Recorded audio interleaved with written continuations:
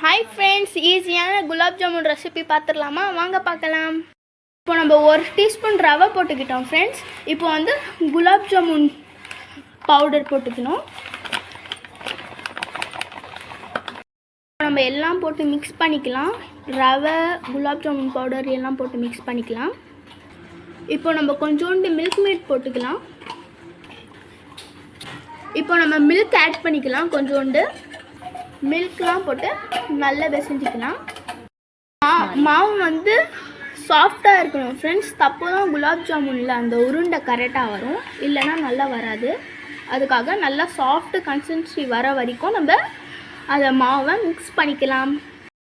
அந்த மாவு மேக் பண்ண வரைக்கும் நம்ம வந்து சர்க்கரை பாகு பண்ணிக்கலாம் ஃப்ரெண்ட்ஸ்.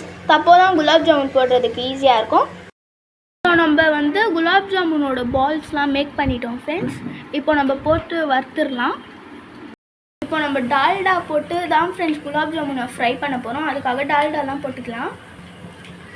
இப்போ நம்ம குலாப் ஜாமுனை ஃப்ரை பண்ணிக்கலாம். சர்க்கரை பாகு வந்து ரெடி ஆகிடுச்சு ஃப்ரெண்ட்ஸ். நல்லா திக் கன்சிஸ்டன்சியில் சர்க்கரை பாகில் இதை போட்டுடலாம் ஃப்ரெண்ட்ஸ். சூடாக போட்டோன்னா அது எல்லாம் நல்லாவே வராது. அதுக்காக இது கொஞ்சம் ஆறுனதுக்கப்புறமா நான் போடும்போது உங்களுக்கு காட்டுறேன் பாருங்கள்.